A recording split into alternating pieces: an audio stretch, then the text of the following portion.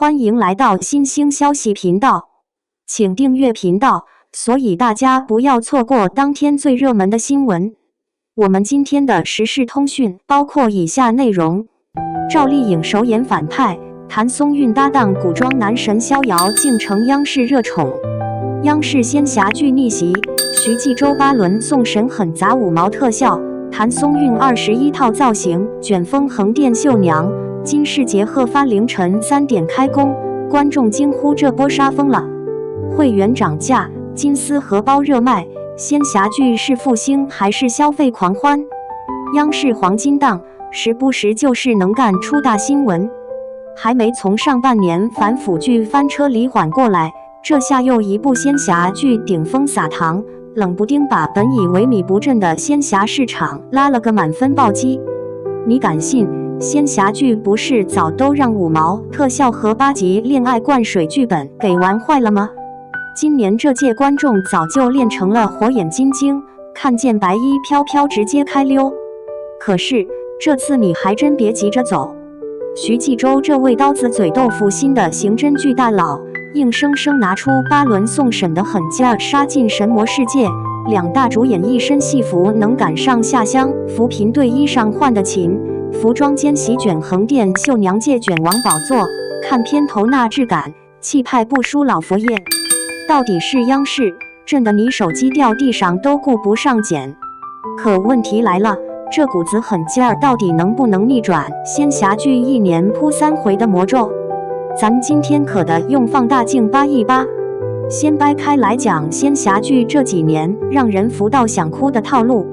说句东北话，一到仙侠剧上线，观众那心情分分钟变铁锅炖自己。前有青云志靠道具薄如纸片胡乱糊弄，后有长歌行感情戏水漫金山，剧情雷同的鸡毛掸子都不想扫一眼。从业者也是清一色选美派，白衣飘飘加假发披发加爱去皱，全员仿佛在给淘宝店拍试衣照。观众终于明白一句道理，我宁愿去看2手冰箱直播，也不愿再被仙侠剧忽悠。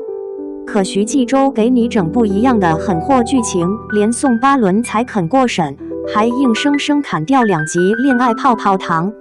这么较真不知道的还以为是刑侦剧组跑路借壳重生了。更别提那主演阵容，谭松韵换21套造型，占了横店绣娘的半壁江山。服装秀做成博物馆，绣娘都开始攒工龄卷 KPI， 想抢进去打卡还得起早贪黑。这一波操作就像在仙侠剧土壤里砸下个原子弹，砸醒了多少被5毛特效骗瘸的老铁。咱们再慢慢剥洋葱，层层递进研究这部剧火9件的质量。男主侯明昊去年还是胖头鱼，今年直接用戒碳水开了个健身频道。现场吊威亚不用替身，真丝战袍300米，一转身能甩出江南水乡的风韵。这要是搁往常，男主演早就让替身网红顶班，粉丝还得在弹幕里刷请大家闭眼享受了。而女主谭松韵娃娃脸，路透里21套造型，从粗布到腰关，手工刺绣编号，剧组真把服装间做成横店博物馆。绣娘上班比群演还辛苦，演员不是随便糊弄，片场一道工序就能把2流剧拿8遍奖。怪不得网友说，谭松韵同款荷包299，绣线是真金丝，这物价堪比奶企奶源。赵丽颖这回只演8集反派，却能把片酬顶3部小网剧，指定宫锁沉香化妆师亲自打造阴质反脸，3助理每天吊口红色号，按这种拼法，化妆间分分钟升级美术馆。老爷子金世杰的贺发造型每天凌晨3点开工，假发用真头发编织，头皮纹路都能凑近看出多少段子。吴越的打戏则掉到腰椎旧伤复发，一套长枪动作拍了27遍，最后只留8秒镜头，这8秒能值回票价。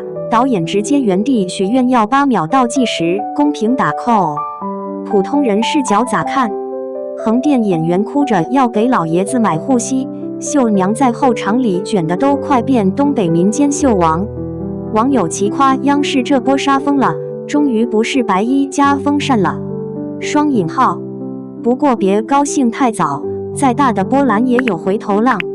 这剧搬到央视，播出合同写着每晚2集连播，中途不插广告，观众一边吃瓜一边喊有央视出品，这特效能烦到哪儿？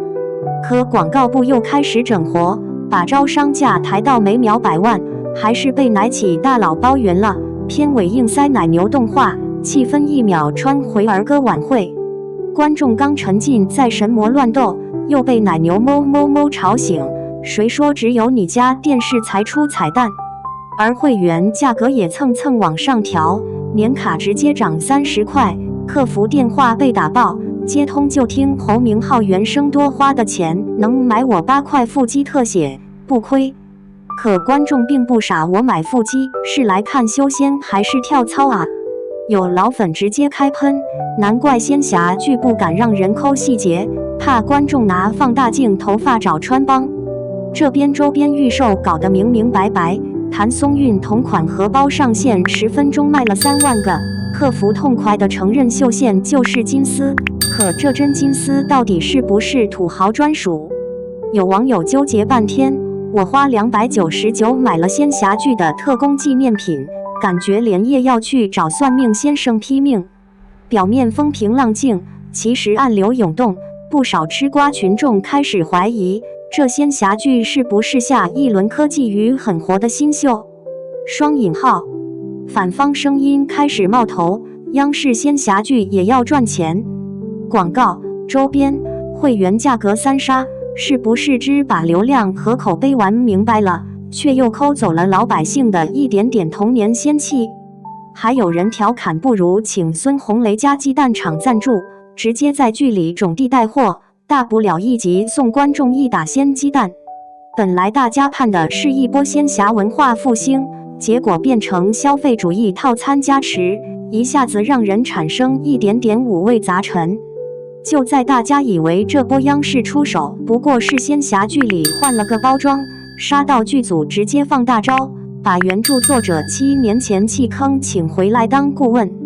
豆瓣评分从 6.8 一路涨到 8.2， 全靠粉丝自来水加持。作者每天蹲在片场改台词，把男主杀妖理由从玛丽苏到种族生存，剧情一下子踩进社会学热议圈。修仙到底靠不靠内卷？这波反转不亚于买了盲盒突然开出至尊版。剧组还直接把道具做成实物周边预售，谭松韵同款荷包成了网红爆款，年卡涨价，客服被打爆，平台忍不住打趣多花的钱买腹肌特写，不亏。观众一边吐槽仙侠剧全员健身房卷腹肌，一边又抢着买金丝荷包，等于自己打脸自己，仙侠剧热度又升温。谁能料到消费主义反手带火了国产文化 IP？ 更刺激在于这部剧触发了修仙细节党的春天，演员们打戏不靠慢镜头，薇娅现场真练，连金世杰老爷子都被卷到凌晨3点跪戏，进退两难。剧组没完没了批改作业，就没人敢偷懒。周边服饰做成实物发售，观众拿着放大镜都挑不出破绽。网友直呼央视这波仙侠剧是把所有同行打回原形。戏外广告招商每秒100万，奶企拿下全部，会员涨价却被观众自来水带飞，一套完整商业运作流程，简直像是仙侠剧开了外挂带货模式。各方观点针锋相对，粉丝说收视逆天，吃瓜群众潮牛魔王专属，业内大咖则操碎了心，剧本能不能不靠21套衣服抢流量？皆因这戏做到了前所未有的细致和专注，却又不可避免陷进商业化漩涡。风头过去，表面这部仙侠剧似乎走上了行业复兴大道，但这背后藏着更深的危机，极致细节和诚意，到底能不能扛住流量洪流？播出平台为了一波热度，年卡价格直接暴涨，客服成了腹肌充值站。网友吐槽，明明是看剧，非要买腹肌和荷包。广告部的奶企合约像极了牛魔王化身卷仙界，把仙侠美学一瞬间变成奶牛动画赛场。粉丝圈反反复复，既夸周边用心，又对广告低龄化，一边买一边骂。这部剧是不是把观众当韭菜割来割去？各方意见已经难以调和，业内人士担心虚火太旺，内容难续，自来水粉丝则吆喝这才是国产仙侠该有的样子。持续分歧还在加深，有些人看重细节诚意，不惜为荷包和腹肌卖单，坚信央视主导能砸醒仙侠剧的烂尾魔咒。也有人质疑，你是拍修仙还是做电商直播？当被问到是谁捧红了金世杰的鹤发头皮纹路时，群众只剩一声无奈，这招数让人服了。更夸张的是，有粉丝已在微博晒单买了谭松韵同款荷包，仿佛接住了仙侠剧正义的锤子。有人甚至要催生仙侠剧周边博览会，把买剧服变成圈层新时尚。可以说，仙侠剧在激烈争议中刷掉旧印象，但也陷进一场新的消费狂潮，大有费尽复兴，最后被流量收割一把的危险。讲了半天央视仙侠剧，这牌面够了，诚意杠杠的，广告也卷麻了，服装道具堪比故宫文创。可要我说啊，这一切牛气冲天当中，哪怕有真金丝，也藏着点让人哭笑不得的仙气危机。你说咱追剧不就求个快乐，求点仙气儿？可现在看电视剧的顺手买周边，追会员看男主演的腹肌，片尾非得硬塞奶牛动画，忽然有点怀疑人生到底是修仙还是修身养性。我猜再晚几年，仙侠剧能火上直播间，一边练功一边卖荷包也不一定。你要非让我夸把这部剧在服化道上确实卷到天上去，可商业化运作是不是也该照顾点大众的仙气体验？总不能让人一追剧就变会员、腹肌和荷包批发商吧？到头来，修仙路上不怕妖魔鬼怪，就怕广告和附加消费跟你的童年仙气抢得不剩一个渣。最后我真想问一句，你觉得央视这波仙侠剧是回归初心，还是变相割韭菜？大家愿意为精致服化、8块腹肌和299荷包买单，还是更想要一场不插广告、不涨会员、不做周边的仙侠纯爱？你追剧到底在看内容，还是在被商业魔法拿捏？别光点赞，评论区交个底，你是为腹肌充值，还是决定做那个仙气坚定的原著党？